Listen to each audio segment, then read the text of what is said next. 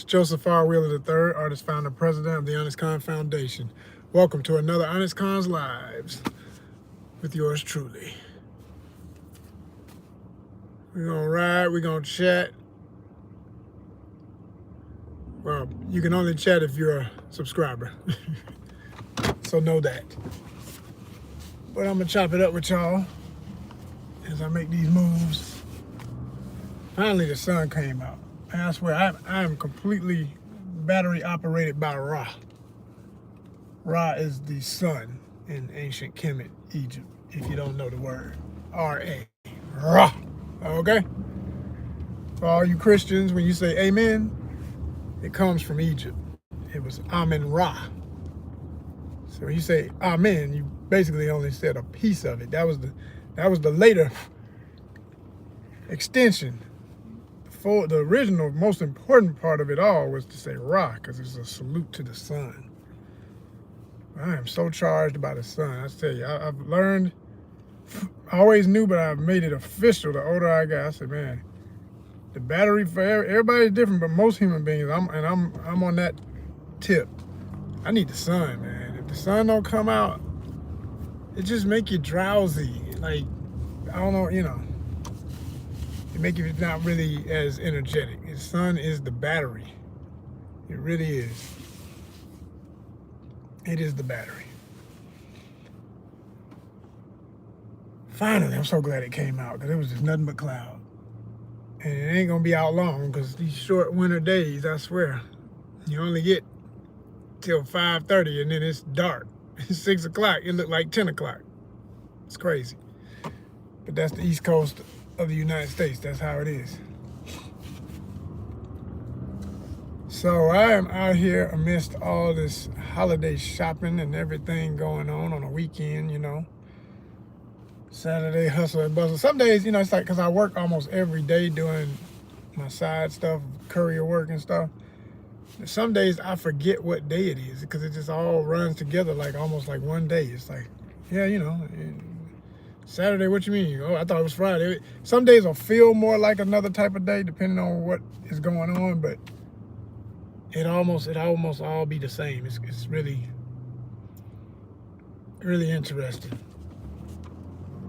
And you can definitely feel the folks trying to get last minute Christmas gifts. And it ain't even last minute completely, because it's like, you still got time, but you got a whole week and then a couple of days, like a week and a half almost.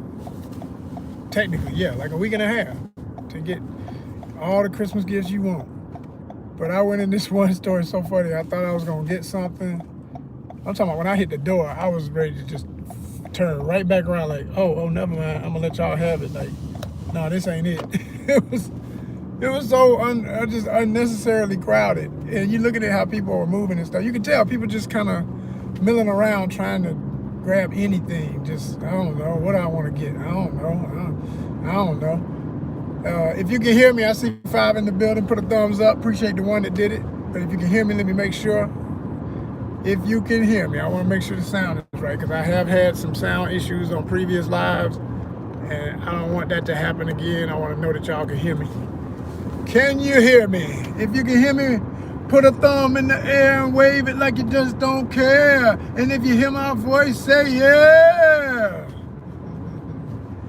So, yeah, I went in and it was like, people just everywhere. This is a small store, right? And I was like, I'm trying not to mention the store, because it's like they ain't necessarily, well, I'll mention the store, because I will say that is one place I shop and get good discounts. So if you can help our bottom line at the end of the day, but it ain't an advertisement, because they ain't done nothing directly for us. But Five Below, if you know about that store in America, it's pretty popular, and then pretty much everything is supposed to be $5 and less, but they've switched that. They started offering stuff that's more than $5. You got stuff that go up to like, I think the cap is like $10, but you'll see like $8, $7 stuff, $7.50, stuff like that. Just depends on what it is, but most of it stays at the $5 mark and under. So, yeah. But people are, looking for last minute gifts and stuff, and you got like toys in there, you got books, you got clothes, they got girly stuff, like makeup and stuff. mainly towards teeny bopper type audience for that part. There's something for everybody, but mostly for the grown side of it all, like technological stuff. Like if you need a computer mouse, you need a new cord, phone wire, charger cord, stuff like that, computer elements, stuff like that. Little simple, cheap stuff. Keyword cheap, because some of the stuff be quality and it lasts. I'm living proof. I've actually bought things that lasted me indefinitely, and then I bought things that literally lasted just a month. But I kind of laugh because I say, well, I guess that's what it is. It's like that when you just need something to last about a month, it's that kind of story. So people up in there deep, and I was like, wow, man, I can't even barely move in here. And the place is already congested because it's overcrowded with all kind of stuff. I was like, nah, I'll have to come back during the weekday. I can't do it like this. This is not my style. Not my style of shopping, y'all. I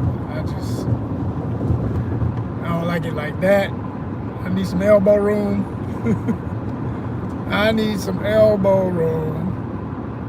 But one thing about this time of year, though, it really does mess with you psychologically on the consumer side of things, because it'll make you feel like, dang, everybody else getting stuff. I wish I could afford to get some stuff. And that's how you end up doing impulse buys, And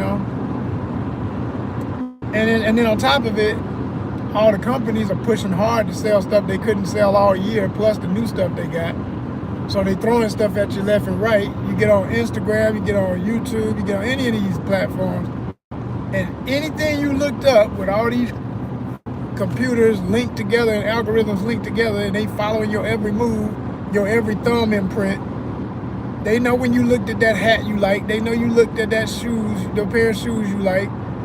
They know the price range of what you might spend, and they just all take turns hitting you like, did you see what we got? Did you see what we got? Hey, by the way, we got this. Did you see? Did you see? Did you see? Did you see? And it's funny to me because if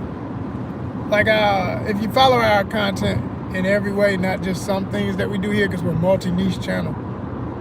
We like fashion, and I like hats and stuff, so I be looking up fitted caps.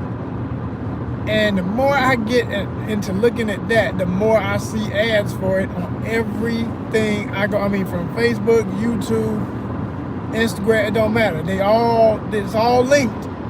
And of course, Facebook owns Instagram, so there you go.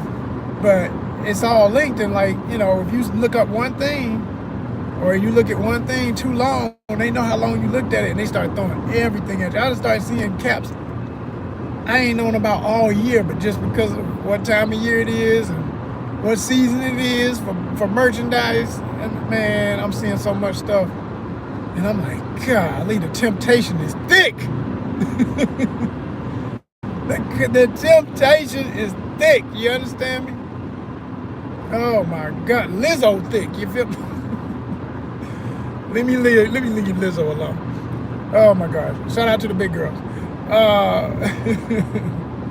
But it's like temptation everywhere, man. It's like I saw a cap the other night, and it's funny because I hadn't looked at I had looked at this page, but I haven't looked at their stuff in a while. And it's I think it's called Northern Lights or Northern Star or something like that. And it's a small company based somewhere in the north. When I say the north, I mean I'm saying like they probably in Dakota or something like that. I don't know where they at, but somewhere where it's cold most of the year. And all of their theme of their clothing is like, cold weather stuff. And they got some cool fitted caps. Like they have one where it's like a Yeti, not even a Yeti, it's straight up Bigfoot. And the cap is black, but playing off of the light, the concept of light from a torch or from a lantern. The Bigfoot is carrying a lantern and he's roaring as if he done come through the dark and come up on somebody with his lantern, and he's like, "Rah!" And I just love, mascots just roaring with some teeth and stuff. I love all that stuff. That's one of my mascot fetishes. I just love aggressive animals, I guess, in general. So So anyway, I see this and I'm like, damn, that's cool as shit. Oh man, I want that. But, and I already knew the cap existed, but I was like, why is this popping up now? Because I've been looking at caps all week. And they know it. So they're like, yeah. He forgot this, send him this, you know. So dang, boy, you talking about temptation. And everything on their page, because these are fitted caps, you know, all they do fitteds. I mean, if I do a strap back, it's a strap back, not a snap. I don't like no plastic going across my head like that. No, snap back, I don't do. Strap back, I'll do. Okay, all right, yeah. So anyway, size 7 5/8, 7 5/8. If anybody want to send gifts to ONYXCON, and I'm not saying that lightly, because on a real tip, yo, we do unboxing videos. We've done unboxing videos for small companies and stuff. And sometimes I'll reach out to folk and tell them, yo, we can cover this. We'll get you some numbers, at least on some eyes. That's what you're doing with them. They're doing the same thing. But the difference is, it's instead of it just, you know, a generic model wearing it or somebody, it's actually somebody taking it out the box, trying it on, saying, oh my gosh, this feels good, looks good, I love it. That makes a hell of a difference to some consumers. Not everybody. Some people, yeah, that just take it for face value, and it's all smart advertising. It just depends on what you want to do. But if you're that smaller manufacturer, and they print on quality stuff, they use New Era caps, and then they just design. I mean, I guess they have their own machines, and they do their own embossing, embroidery, and everything. But the stuff is dope, like really quality, cool stuff. And it's inspiring to me because it's one of the many ideas I have for ONYXCON. Like, I've always had merch, but I always wanted to have our own in-house or, you know, a company working with us directly so that we could produce more. And we've had that at times. We've had vendors, but they come and they go. It's hard to keep a good vendor. They go out of business.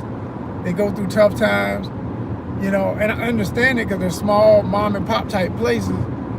But man, it's like if you could just get that one or two even, you know, like somebody who could do the caps if they don't do nothing but caps, and do a licensing deal with them where they do our caps. Like, I've always wanted to make our own fitted caps. I want to have ONYXCON fitted caps, you know, with the ONYXCON logo, with just the O, with I mean, I got a lot of logos. So like all the different content logos. I could do one for ONYXCON Outdoors Worldwide, have that embroidered on a cap, fitted. Man, that'd be so crazy. Like, these are the dreams. This is the stuff I want to accomplish. And there's other ways to do it too, of course. I mean, like, everybody that goes and does the deals overseas with China and companies and everything, it's the smartest way to go because you get so much for your dollar. I mean, you can get a box load full of every size. The only thing is, now you turn your own house or wherever you live into a warehouse. And I'm speaking on that from experience. When I first started in comic books, which is what led to, you know, when I say started in, I was always a comic book fan since like 6th grade. And even before then, I was kind of into it. But from middle school forward, I was into comics. But then when I got into making my own comics, I wanted to be a comic book artist at one time in my life. And I think that's an aspiration for a lot of visual artists that grow up on comics. At some point, you're going to try and do a comic, or you're going to team up with somebody. You know, your boy who's a writer. My homegirl, she's a good colorist. We got another good writer. She's awesome. Yo, we're going to put this book together, man. You know, but I didn't even have a team like that. It was just me. And, you know, pat myself on the back. I am a great writer, so I wrote it, illustrated it, everything. You know, and my first book, thanks to connections of my dad, he had a friend who could do him a favor, actually owed him a favor, to get my first book printed up. And I printed what was called an ash can, which in the comic book biz is the equivalent of what used to be called a demo in the music biz. I don't even know if they call them demos no more. I mean, I guess now you just put your stuff out on YouTube, put it out on social media in general, Instagram, and wait to get discovered, you know. Build your audience, do little, you know, local shows, do travel and do other state shows, and get on lineups till you get noticed. So it's a different climate. And I guess even for comics, it's a different climate. I haven't heard anybody word ash can in years, but that's what they used to call it, okay? And I forgot the etymology of ash can and why they call it that. It was It's a real weird origin. It's one of them in the office type lingo things that grew into a word that everybody used at one time. But like I say, I haven't heard anybody say that in so long. I don't even know if people say that anymore. But I had my Ashcan first book, all black and white, cover black and white, interior black and white. But it was printed on really good paper and everything. And it was, considering a first effort, I was always proud of it, because most people's Ashcans, they don't have the money to get a cover that's a different grade of paper from the rest of the book. It'll just be all like on copy paper, and that's it, stapled together. That's usually how a lot of them work. But mine was like a deluxe Ashcan, and it was big too. It wasn't even a normal size comic. It was, I think it was printed, if I remember right, it was 8.5 by 11 when you fold. You know what I mean? It was that big for the actual size of the book.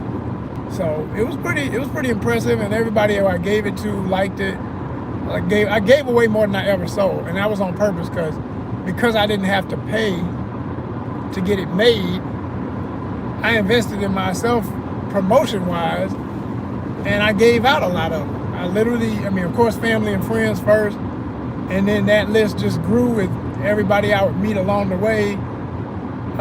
Start talking to people and in the art world, and visiting places. And the biggest thing I ever did was when I went to Macon's Tubman Museum, named after Harriet Tubman.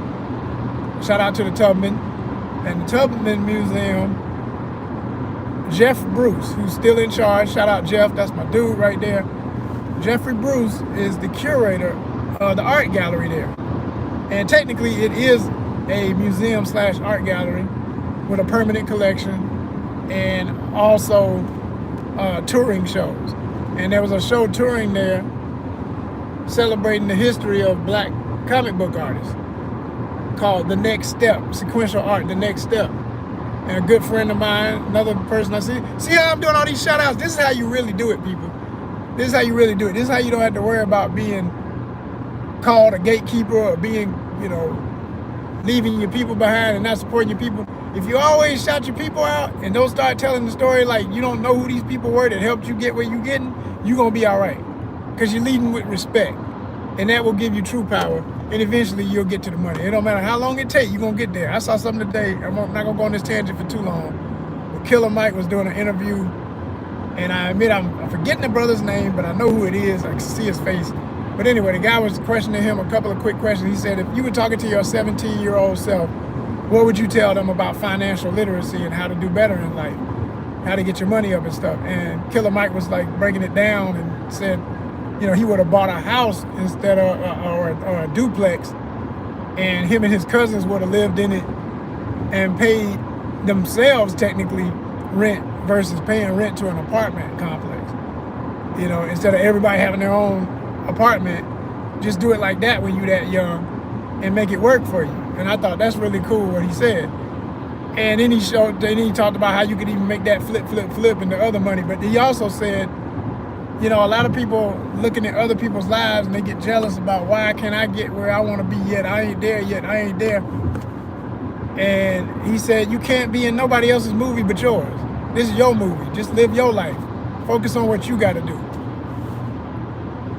That was a good thing to hear. It was one of the first videos I watched this morning on social media. So to wake up to that was very, very influential. I always say Killer Mike is one of those guys. I haven't ever met Mike, even though he's from ATL and everything. And I know a lot of people who know him and know of him. And of course, all of us ATL people. But he's brilliant. And at the same time, I got some issues with some of his, some things I've heard him say. The contrast of who he can sometimes, not all the time, but sometimes be as a musician versus who he is as an individual when he's not in the studio making a track. So it's sometimes hard to swallow some of the logic I hear him say in interviews when it don't match what I hear him say in the lyrics. And I always say your art will outlive your interviews and all that, because everybody don't see your interviews. They see you for whatever you're known for. Right? If you're known for being a lyricist and an MC, that's what they gonna know you by. When you dead and gone, that's gonna be the quick reference. If anybody who really falls in love with what you had to say there, or just gets more curious about who you were, they'll go deeper. They'll look more into whatever you was about. It's like Nipsey Hussle. I've seen Nipsey say some things in interviews. I'm like, man, this brother is brilliant. And it's why I respect Nipsey. It's why I like him, and why I like some of his music. I say some because there's some stuff it's all in its own way, G-funk. It's all gangstified, but some of it is more intellectual gangster than the other stuff. The other stuff just like straight thuggery, like just straight up tripping, okay? And that's it. So I ain't with all that. Now the beat is right. Some of that I might stomach just to hear it, listen through it or whatever. But anyway, back to my point. So I had a situation because of respect where when I met Jeff Bruce at the Tubman Museum, I love to tell this story. I've told it. I've had it written in major books and all kind of anthologies about the history of blacks in comics. I'm in at least 3 of them. The absolute Bibles of the topic, so to speak. I'm in there. Yep. ONYXCON is in there forever. Can't take the accolades away. We done the work. But there was stuff that was done that was like, hold on, y'all. You know what I'm saying? I'm still driving, so I gotta focus. Gotta focus. You know. Anyway. I was gonna say, yeah, when you're doing what I'm doing and you do it how I do it, you garner enough accolades, and people, they learn to respect what you've done, and they know what you're about, and they know what you're capable of and everything. So I got a lot of support in that regard. But after I went to that Tubman Museum, I added to that list of people because I was able to meet Jeff Bruce and tell him how I had done a comic book, and I always had my book on me. Like, once you're doing something that becomes like a business card for you, you gotta always have it on you at all times. At all times, always, because you just never know who you're gonna meet and who you need to hand that to and what that's gonna do for generating eyes on content, ears on content, opportunities, emails, somebody getting in touch, somebody offering something. It just comes when you least expect it. I just got, quick example, I just got an email the other day, and I'm still scratching my head saying,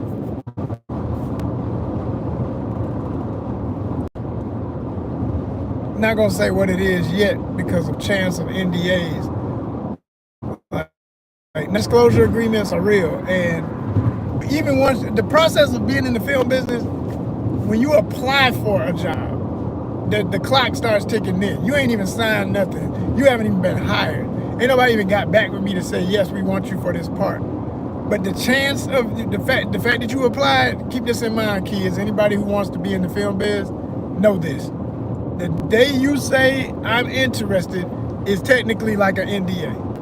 And it would behoove you to keep it to yourself about whatever that project is and all that. Because people like, you know how it is when you watching your favorite show or movie and you didn't know your favorite, or you see a commercial for something that's coming out and you didn't know Denzel was going to be in Gladiator 2. But once people realize Denzel is in it, it's like, oh snap, oh God. I mean, guaranteed money.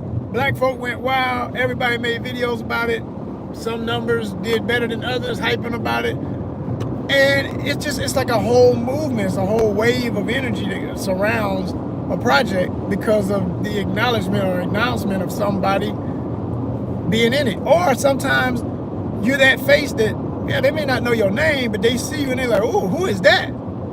People want that buzz. They want to, as a producer or myself, I know the feeling. You want to be able to shock the audience and make them say, oh my gosh, wait a minute, what is this? I like these people. What are they doing? I don't know why, but I want to see this. You need that energy. And that only help comes from them not running their mouth too early about what it is and what they in. You got to hold all that down. Hold it down. So all I'm saying is the main part about it for me was just, I have never spoken to these people or I'm looking at the person who sent the mail. I'm like, ooh, I don't know this person.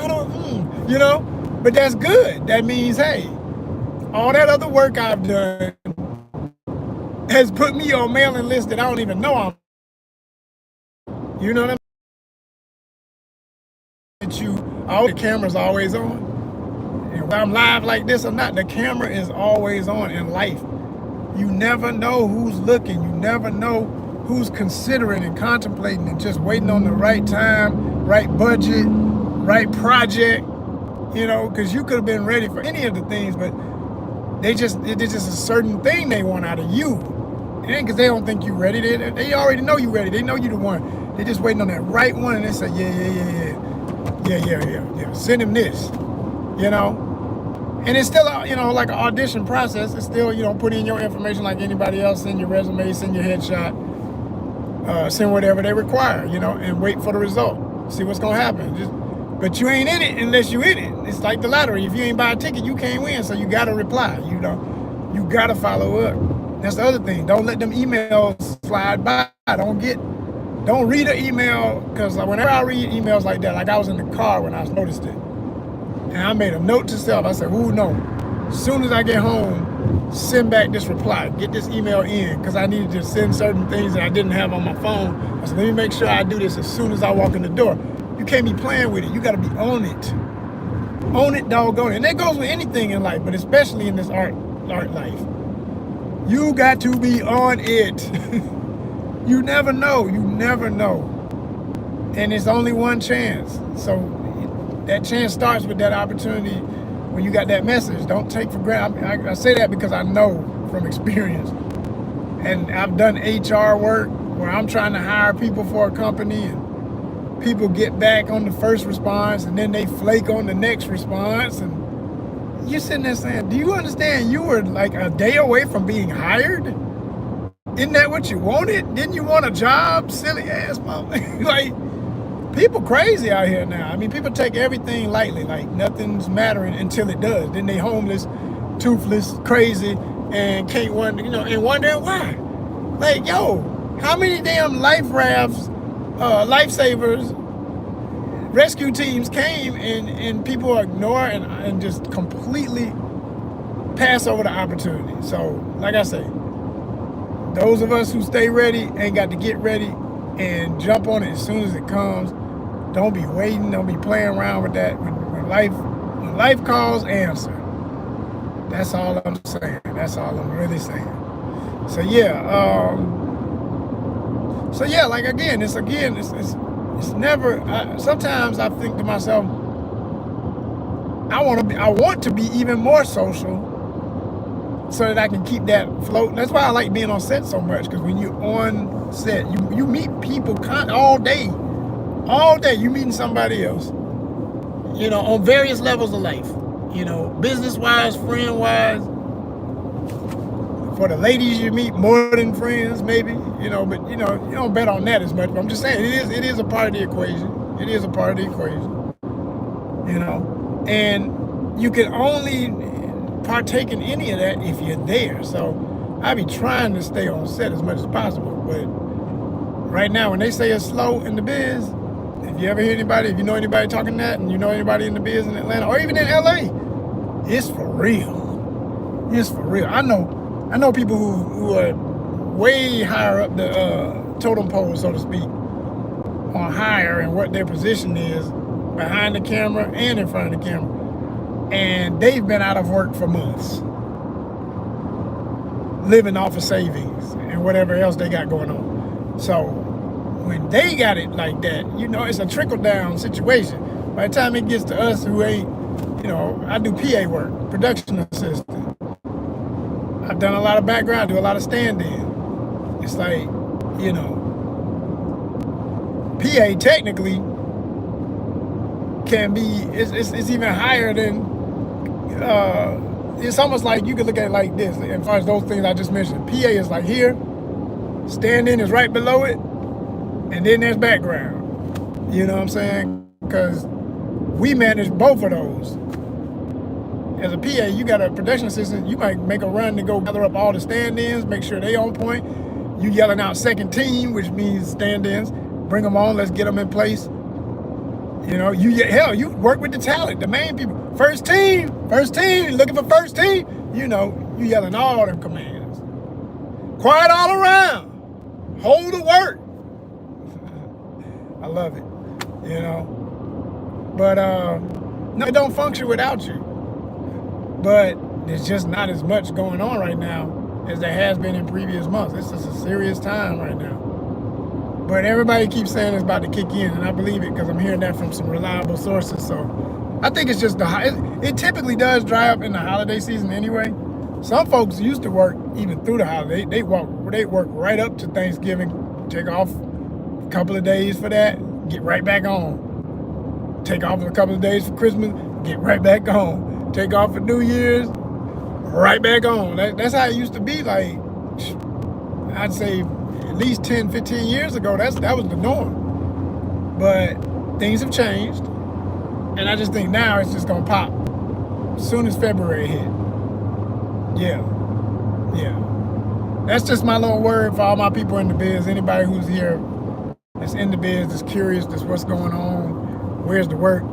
What I just said is from a prediction of reliability, okay, based on a couple of productions I know that might be doing something by that time. So based on that, I'm assuming that's when it's gonna kick back in. And then, you know, March, April, May, full throttle, all the way through summer, full throttle. Fall starts lessening up again, and then you're back at winter. So if you think about that pattern for scheduling how you want to even work in the film business, in Atlanta anyway, and I think this kind of applies to everywhere, but especially in Atlanta, you know, you can kind of gauge your success and when to really dig in on opportunities versus being mad that you're not seeing a lot and being just frustrated day to day.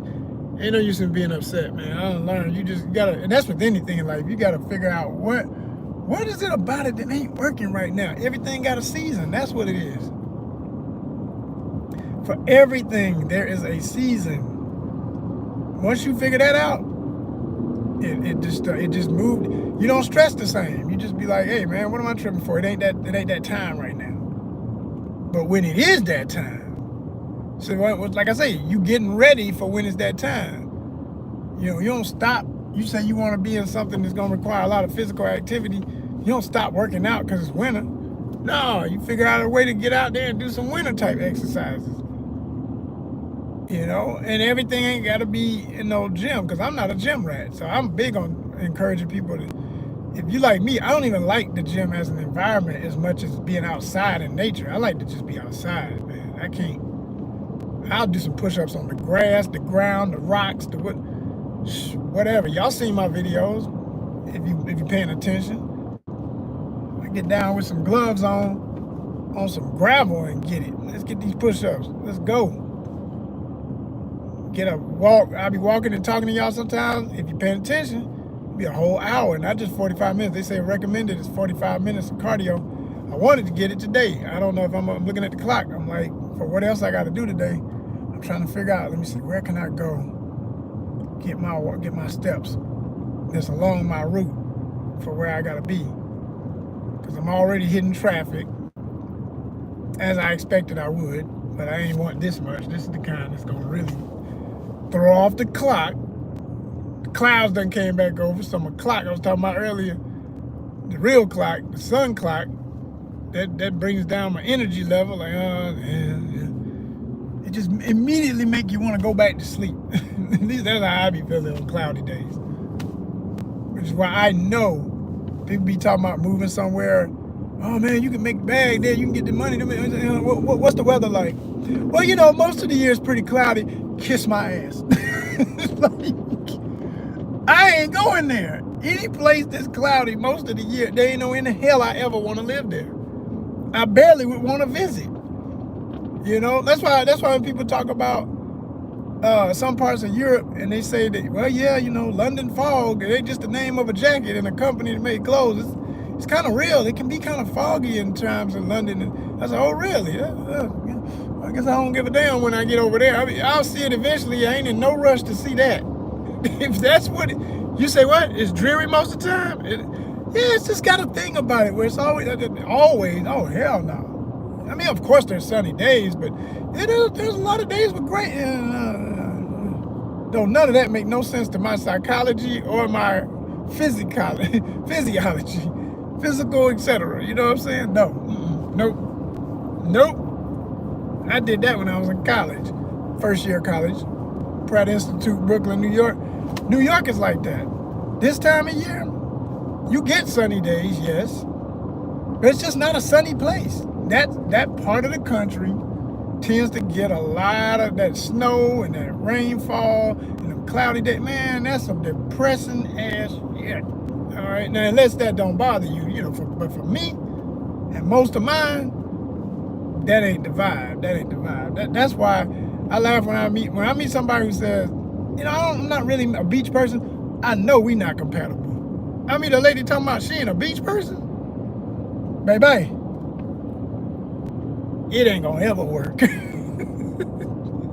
Any woman's like, oh my gosh, I just love the cold, and when it gets so, I mean, love it. I mean, I don't mind dressing for the weather. I like putting on my layer. I like being cozy this time of year. When it get freezing, when it get beyond just, you ain't just fashionably warm. You are trying to freaking survive.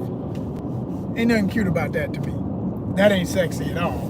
That shit is not sexy. Okay? So nah, I'm about that beach life, that warm weather, that hell. Yeah, that means it's gonna be hot sometime. I'd rather be hot than cold. You know, that question has been asked. I've seen that on some dating apps. Because it's trying to test your psychology to realize, you know, what's gonna be a proper match for you. And that's a good, when I see that on certain dating apps, I'm like, okay, this one's good. Whoever did this, they understand what really matters. Stuff that really does shape people's psychology, whether they realize it or not.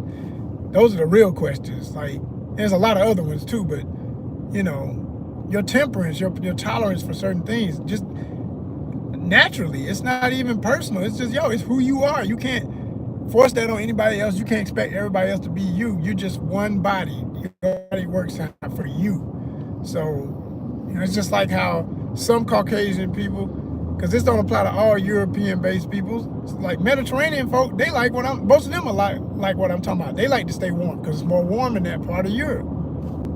Just makes total sense. People whose roots come from areas where it was cold for centuries, that's them people come out on a 60-degree day with some damn shorts on, flip-flops, and a sweatshirt.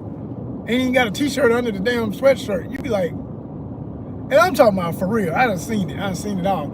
I done seen a woman come outside, 40-year-old white lady with a damn big-ass baggy sweatshirt, shoulder, off the shoulder all bare, wind whipping. It's cold as shit. It's 50, but it feel like, it's 60, but it feel like 50. She got on flip-flops, booty shorts, and a sweatshirt, and maybe a bra. Just whatever, I'm good. Like, god damn, hell no. You make me cold looking at you. No, man, you know, but hey, to each their own. And then I see other types of folk, it's jeans. I saw a guy, it was a white guy, he was like probably about my age, and he was running today. He had on his sweatshirt and his sweatpants and some proper damn sneakers, not no damn flip-flops, not out there foot exposed in this cold. No, but like I say, different folk. I bet if I asked, hey man, where you from? Oh, I'm from Florida. Or so, it would have been something like that. Somewhere where they got used to the warm, get up here and like, what the hell? You know, they start realizing like, nah, this don't work for me. This ain't it. And I know people like that literally just came from nothing but Florida or a state away, and they can't take when Atlanta gets cold. I'm like, this ain't nothing. I done been in some show enough cold. This ain't nothing. It can get to be something now. We'll have our couple of days out the year you ain't gonna never forget. We can have up to about a whole week of some severe frozen ass weather, some teens and 20, and I think we're about to hit that soon because looked at the forecast, it's 40s and 30s for the low for the rest of this week, I think. And then whenever that starts happening and it stays steady, it could drop. And we long overdue for some snow. We ain't had snow in years. So it's all chance with that. But like I say, you know, everything has a season. Like these seasons of the weather, everything has a season in this work thing I was talking about. It's all one thing in one way or another. It connects. And you know, to bring it into one of our topics we talk about relationship goals in the art life. I've started to be able to assess that if, like they say, they call it cuffing season this time of year. It really starts back in as far back as like October, end of September, October, November, and now. You know what I mean? And really, you could kind of say after December, cuffing season starts to end because it's a joke in it and some cultural elements that, and there's some black cultural stuff that has become universal. You know, you got everybody saying it now, but they don't even, it kills me how people start saying phrases and some people give respect and say, yeah, I know I got that from somebody else, but a lot of people like just start saying stuff and act like they always been saying all this. Come on, man, don't do that. Don't do that. Respect where you get it from. It'll be about as ridiculous as if somebody who's not Mexican want to start talking about Dia de los Muertos like they've been celebrating it all their life. And they don't know nothing about it, but they find out about it, and then they just suddenly want to adopt it like they know it, and they know it better than the people who did it. It's like, don't do that.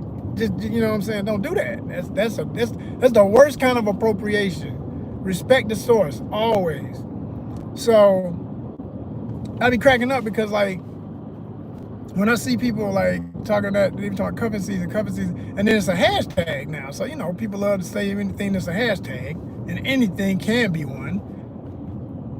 You know, by the time you get past December, because see, people be trying to do it, especially women be trying to get somebody because they want to, if they in that age range, 30s, late 20s, 30s, and then about early 40s, and then after that, they don't care what nobody thinks. But in those ages where everybody's on them, grandma, mama, everybody, daddy, uncles, where your kids at, where your husband, when you get all that old stupid stuff, messing with people about not letting them make decisions for their own life, and not realizing everybody ain't supposed to be married, everybody ain't supposed to be a wife any damn way, which is why we got 50-50 divorce situations and everything, because you put all this heat on it instead of just letting people live and do what they here to do, period, whatever that is.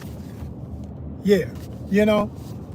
And so after about December, after they done sat at the dinner tables and faked the funk or whatever, that's when folks start breaking up too. Because the other joke they make is they say by January, for the fellas that's been spending all the money on them dates, if they not happy with the situation or for whatever reason they ready to move on, they trying to get out of it because they already had to buy Christmas gifts and stuff, but they know that Valentine's coming up. If you in there by February, oh, you for sure. That's how they looking at it. So there's been a joke about that for years, and it's sad to say that you can literally kind of, you know, you'll see the rhythm of it even if you can't see real numbers. You'll just see it in posts on Instagram and stuff, like certain time of year you got certain kind of posts, then another time of year you got these other type of posts that reflect all this stuff I'm talking about. It's crazy. It's crazy, man. Wow, speaking of crazy, what the hell are they doing out here? They are building so much. Okay, it's finally going up. They're building another. It's about to be Spaghetti Junction Part 2. I'm on this part of 285 where they had construction going on for years now, but they finally starting to lay the actual roads above you where you can see how the roads are going to crisscross and tie in with the current structure of the highways. You know what I'm saying? Wow, that's about to be, yeah. It ain't gonna be quite as big as Spaghetti Junction, but it'll be another one close to it. The way it's gonna look when they finish that.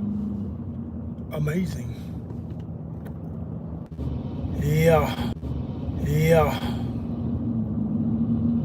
Man, I really did want to get a walk, but it don't look like it's gonna happen today, man. I might have this traffic is ridiculous, but expected. Pretty much expected. Whew. Anyway, so man, what they burning? Isn't somebody burning leaves or something around here?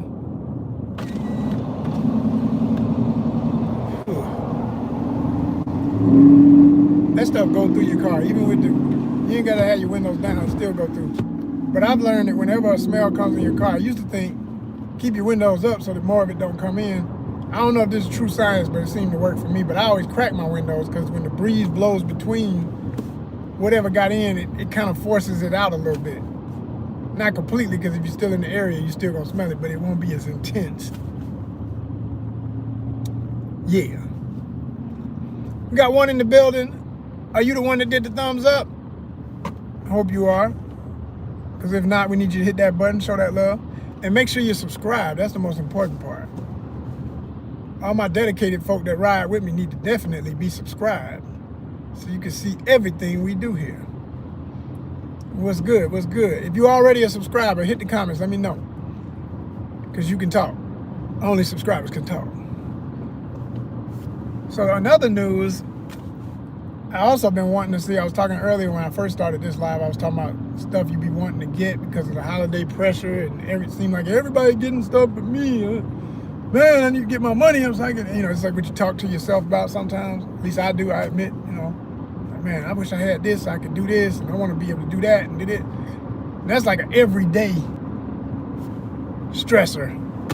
But I've been meaning to see this Gladiator 2 joint.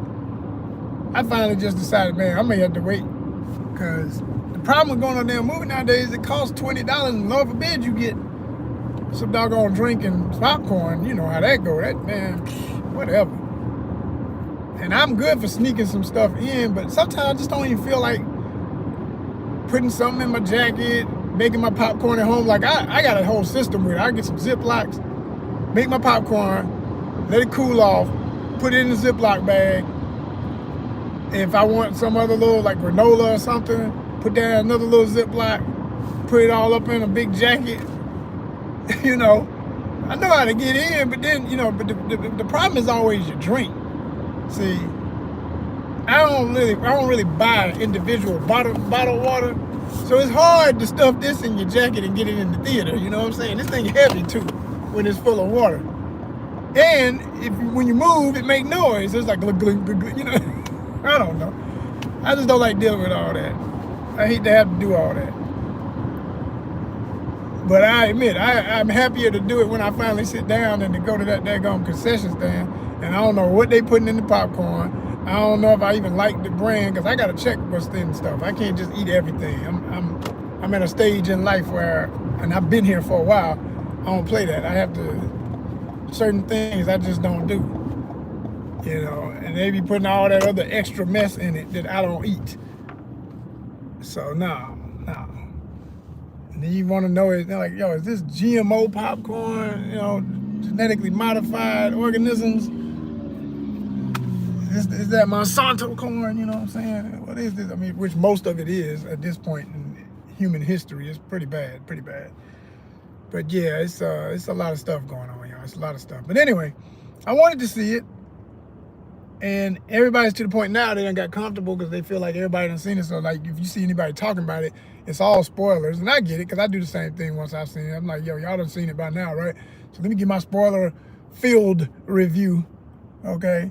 Just know it's going to have spoilers, and I'll just go in and talk about whatever I want to think about it. But it's looking like I might have to wait on this Gladiator 2, man. I might have to just wait. I mean, there's enough stuff on TV to keep you busy, that's for sure. Now that I'm back on Netflix, and I'm thinking about, since I'm on YouTube as a YouTuber officially, I'm considering just doing YouTube Premium or TV, because I'm tired of ads. And I'm tired of when I want to switch between the apps, it going off and all that old BS. There's a lot of stuff I just sometimes I don't even need to watch. I just want to cut it on while I'm riding and I can hear the voice. And it's like listening to a podcast, a real podcast, It's just a voice, and that's all I need. Whatever, and I can't do that now. So I'm thinking about it. I gotta compare some prices, It's all financial. Y'all can help us out with that. Y'all can hit that monetization button right now. It's called subscribe. See, the more of y'all do that, the closer we get to that 3,000 watch hours. And then the closer we get to that 4,000 watch hours. If we get to 3, then y'all can send super chats. When I'm on a live like this, y'all can send a little something. You can send it now. You don't have to wait for that. You can go ahead and send it to @ONYXCON on Venmo, ONYXCON@gmail.com, PayPal, or #ONYXCON. Anytime, any day. It don't matter. You don't have to wait.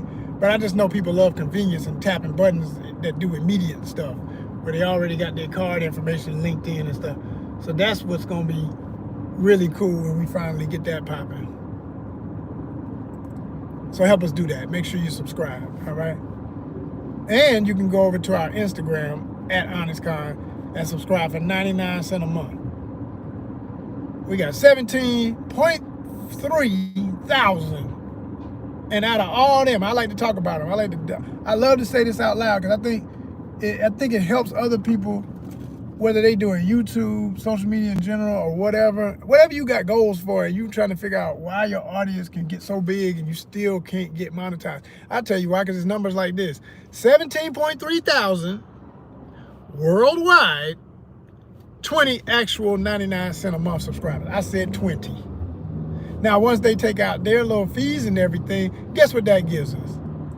$15.15. That was the last check we got. That was the last deposit we got. What do I always do with that? Either I go see a movie like what I was talking about, but that might pay for the movie. Once they put in, you know how you go to, if you know about Fandango and all them companies, once you go on there, AMC, any of them, and you do it through the phone, you set up, yeah, I want to pick this seat, I'm going to get this time, blah, blah, blah. Okay, it'll be 15 to start.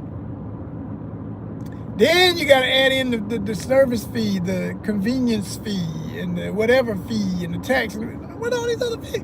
Now you past 15. Now you're at like $18 or something like that usually. Yeah. Or 17. You know, they keep it right at about a 20.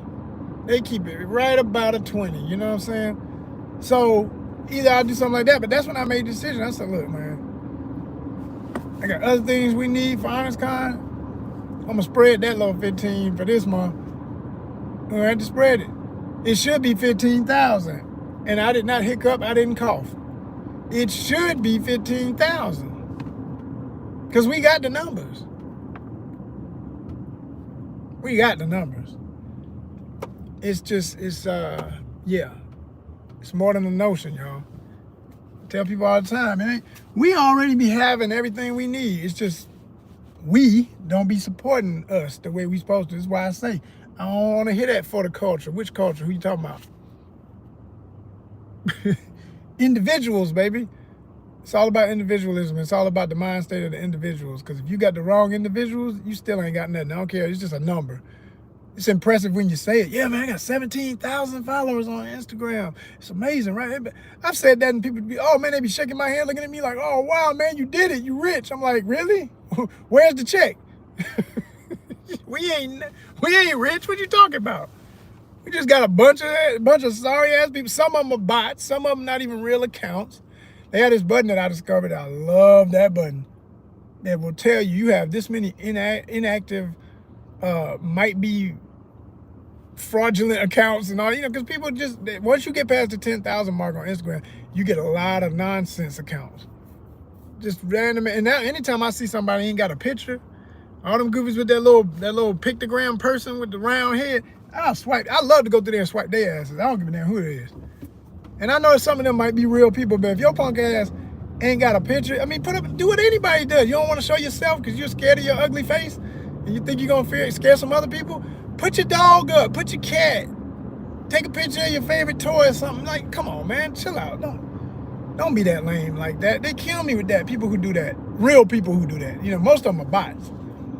But real people ain't even got a picture, man. What are you? You scary. You weird. It's already weird out here. Now you are yelling to everybody, yep, it's the weirdo. Hell no, man. You ain't following my page. Hell no. We not waiting for you to be a problem. Because more than likely it's a troll. We don't tolerate trolls. We cut trolls' heads off. Busting pixels. Another one of our content elements. Gaming. Busting pixels. Busting pixels still kicking, by the way. If you haven't noticed, I've been playing a lot of chess lately. So I put up my chess games, my best ones, because I ain't gonna front. I be losing left and right because I be playing against the world, and there are some serious players in this world. I'm here to tell you. I play the computer and I play the world. I got a draw one time against the computer because it's like AI. They literally have it formatted. It's called Chess with Friends. If you've never seen it, it's pretty cool. It's about the best looking chess, free chess game out there that I've ever seen. I like the way the board looks, like the color, the line, you know, the outlet, the layout of how it's formatted. I like. It's got colors I like. I like aqua, and it's got like an aqua blue color to it. And then you can change the pieces to either you can just do the flat pictogram style, you can do the 3D pieces, which is what I always do, that look like wood or look like marble or something like, you know.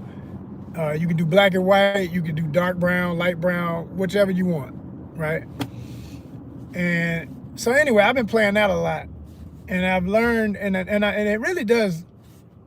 I love chess. I absolutely love chess. But I will say one thing about chess I've learned is that most players in the world, because literally you play in the world. I play people from Indonesia, Russia, Uzbekistan. Not even trying to be funny. Every stan, just all the stans, okay? Every country with stan at the end I've played, they on there, and they good. The Middle East, Russia, places like that, man.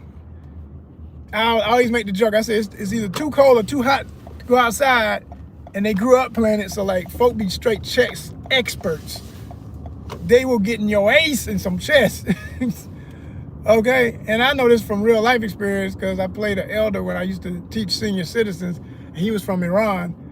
And me and that old man who was getting dementia, because he would sometimes, whenever I started to beat him, he would grab my pieces. Mr. Katami, shout out to my buddy. I'm sure he's long gone now, but rest his soul. He was a real good guy. I like that guy. He was a good friend of mine, real cool guy. And he would be moving my piece. I say, Mr. Katami, that's my piece. No, you cheat. I say, what do you mean you cheating? We'd laugh about it because he knew he would be cheating. Like, damn, I'm about to get beat, so let me start doing some stuff. Let me play off the fact he thinks I'm senile.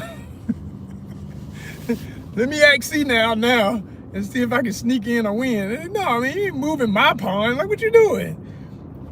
Oh my gosh, he used to do some stuff. It would be funny. It was cute, you know. Good times. But anyway, like when you playing on that computer, like I say, you play in the world for real. And I'm proud to say, yeah, I've lost more than I've won, but one thing about me, I'll clear the board on your ass. There's only a few folk that gave me that like 3 to 5 move checkmate stuff. When I first started playing, they was hitting me with it a lot, but then it's like anything else, you recognize the pattern, you start seeing the rhythm. And there's one particular, like, I don't know, I'm gonna learn all these things so I can speak this language, because it is, I get tired of that sometimes, but it is what it is. Like, in anything that you do, there's like names for stuff that people have, oh, that's the such and such intro, that's the such and such move, that's the blah, blah, blah, this. You know, it's like dance or anything else. So people who are like them hardcore chess heads that just literally they don't have no other life, they just eat, sleep, and play chess, they will like, they're funny to me, because most of the people on that game are like that. They like the computer. They're like, you playing somebody who thinks just like those computer algorithms.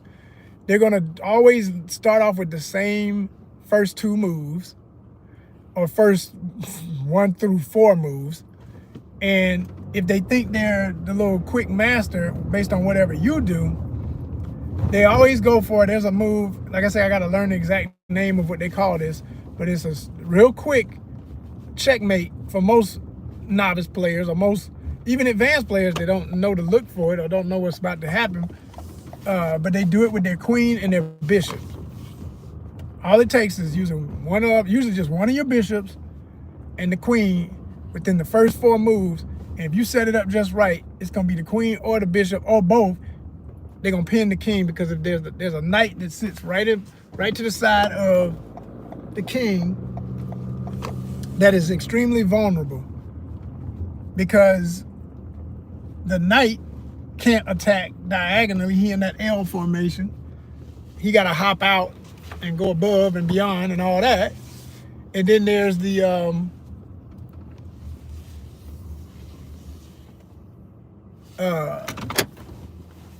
like I said, so you got, like, say the king is here, your queen is next to him, of course. Then you're gonna have your bishop, then you're gonna have your knight. If they get between that knight and that bishop with that pawn, you're done. If they can squeeze in there before anybody has moved, if you haven't moved that row of pawns, if you haven't advanced one of those pawns, you have to advance that pawn. Because once you advance that pawn, he's got that whole 2 spears going to the sides thing and gonna keep them at bay like they can't come in. But what happens also, depending on who else you've already moved and can't defend it, the queen will be always sitting up above, straight above that, straight above that pawn. And if you, like I said, if you ain't moved it out yet, she coming down. And when she come down, that's it. Now, if you moved it out, the other pawns can defend. Because there's still 2 pawns to the side of that. And my head is the pawn in the middle that moved out. These are right here. She gonna take this one, but she can't do nothing to these 2 pawns right here. And that's when they're gonna realize they playing somebody who know the move, and they're gonna be like, oh shit, they're gonna back up. So that happened to me a few times when I first started playing it, until I got hip to that BS, and I said, oh hell no, never no more. So now, oh, it's a different story. Like I say, I may still lose the game, but one thing about it, all that, I'm gonna beat you in 4 moves. I'm gonna beat you, you ain't gonna beat me. Not if I done got some good rest that day. That's the other thing. If I get tired, I get sleepy sometimes. Because I'll play like 20 games straight before I get tired. I really will. I don't even be counting how many games I play. I just keep going. And some of them end quick anyway, because people be bailing out as soon as you take their queen. Those are the ones that really crack me up. Like, you can't play without your queen? You putting too much stock in one piece. I mean, she is the shit. Queen is the one. But all I always say, as long as you got a bishop and a rook, you have a queen, technically. Because combine those 2 pieces, that's what the queen does. So if she can only go diagonal in one move, she can only go horizontal or vertical in one move. You know what I'm saying? She can't do both at the same time. So if one of those 2 pieces I just mentioned is active on the board for your team, and you got them placed in the right position at the right time under the right circumstances, you still got a queen, technically. That's how I look at it. That's how I play. That's a little tip for my chess players. Trust me, that's lethal what I just said. So my problem a lot of times is I love eating. I call it eating. I just eating up your pieces. You think you so bad, you think you got me, and I just start. And I'll do some random shit on purpose just to mess a mind up. So when I get one of them dudes that I can tell is super protective of his queen, I'm like, oh, okay. Or a woman, whoever it is I'm playing. I'm like, all right, cool. I'm gonna eat. You give me a chance, I'm gonna eat. I'll eat all your pieces. I'm gonna eat all the damn knights, the pawns, especially the pawns. Some people act like pawns ain't nothing. They don't really, after you take about 2 of them and then they get concerned. Then they start defending them like, wait a minute. Good gosh, look at how open I am. He done took all my pawns. Yeah, there's only 8 of them. I done took 4 of them. You didn't get concerned until the 3rd one. Now you in trouble. Now you in trouble. But once I get them in trouble, I admit, when I'm playing somebody who's really, really good, the ones who know all the little tricks and ways out, they will pressure me into a situation sometimes, depending on how I've set myself up on the off. Because I'll be so busy doing offense, I ain't done enough defense. And when I get them on defense, they're still playing offense with their defense. That's what I've learned is the mastery of chess. Because when I have won against some of them really hardcore players, it was always when I started doing both for every move, you got to think offensively and defensively in chess. You can't be just one every time you move. Oh, this is going to be a good defensive move. No, what does it do for you offensively too? Every single move, you got to think, what's it doing offensively? What's it doing defensively? If you do that, you'll be a better and better chess player. That's been my experience. Because like I say, I ain't got no shame in admitting, I've lost more than I've won. But I done got to the point where I'm playing against some of the hardest players in the world I know. Because you're seeing it. You're looking at the play, man. It's the world. You playing the world. And you look at some of these people's records. They win in hundreds of games. I don't won a few, but I done challenged them. I can see them when they get shook. When you take them, first they moving off fast. And I like a fast game. I've learned that about myself too. I'm going to get myself tight to the point where I can play. I've never technically played speed chess with the clock, but I want to do that. I haven't done that for real. I've never slammed the clock. And I take that back. Yes, I have. I did it in high school. But I want to get back to it, is my point. It's been that long, so I almost forgot I had done it. But because I was in the chess club in high school. And it wasn't all of my years. It was just my senior years, I remember. And then band took over, and I love band, so I didn't have as much time. I think I did it for like one semester, and I enjoyed it. I never forget I did a tournament, and I was playing, it was our high school versus this elementary school, because the kids were that good. And boy, this little boy, it took me a minute, but I finally got him. I was so happy. I was like, stick in there, kid. You'll be all right, man. You really was good, as I remember. He was great. But I got him. But that was my one win in a tournament back then. Then later on, in other times in life, I've had some tough games. I've had some games against people I knew who were like, borderline to could be considered expert. I'd say when they talk about the levels on this game, like they have, total novice, beginner, intermediate, what's the next? I think they call it club player. Those are lethal. Once you get to that, they all bad. Everything up from there is just all bad in different ways in terms of how they gonna get you. It's different ways of kicking your ass, but they all gonna kick you. You got, like, there's one called, this AI player, and they got the little AI art faces for the people and stuff. And, it's when you're playing the computers, that makes it more interesting too, because then when you pick them, you kind of know which one gives you a certain kind of challenge. So it's like, let me go over here and mess with this one. So there's one called Olga. And Olga, man, she that girl. The worst part about Olga is for my personal style of play, when I get to doing all that more defensive than offensive, when I need to be doing both, because I get all into, oh yeah, you took that, well, I'm gonna take that, oh yeah, or what's up, well yeah, oh yeah, what? Man, all she doing is setting you up. You think you should it's like she'll give you 3 pieces just to get you in the right position, and before you know it, because I know it's another thing. A lot of players only advance. They never think about how some pieces can move backwards to the side. All they think is forward march, forward march. And I used to play like this too, till I learned from getting beat by them. Don't think that way. It's just a piece. Every piece is just a piece. Move it whichever way it can and let it work for you, like it's supposed to. And they all work together. It's a system. It's like an arm. It's the Voltron. You know what I'm saying? Let your knights be knights. Let your queen be queen. Let everybody do their thing, but you form in the body. And it's one body against the other body. And if you're looking at it like that, you're going to get to a point where you're like, okay, I took their arm, so they can't swing up there, but they can still kick. Okay, let me get that other kick. All right, now they're hopping. Once you get somebody hopping, you pretty much done won the game. It's going to either come down to a draw or you're going to get checkmate. Because like I say, I'm good at clearing the board. I will always clear the board on most folks. I don't care damn how good you are. They think that, but what always happens is, the other thing they got is, because there is a timer on all the games, if you set it for 10 minutes, 5 minutes, whatever, that can even beat you. You'll be done won the game. Basically, technically, you got more pieces on the board than they do. You got 3 pieces, they got 1. You hopping around trying to corner the king, and they still win because you didn't move in a certain amount of time, because of the timer. It's a trip. Check out our content here at Bustin' Pixels so you can see what I'm talking about. I'm talking about some of my previous chess games. You might learn something if you like to play chess, or if you want to start playing, you might learn from just looking at what I've done. And go back and watch the whole talk that I had today. I was talking about multiple topics as usual, because we are a multi-niche channel. Peace, y'all. Happy holidays.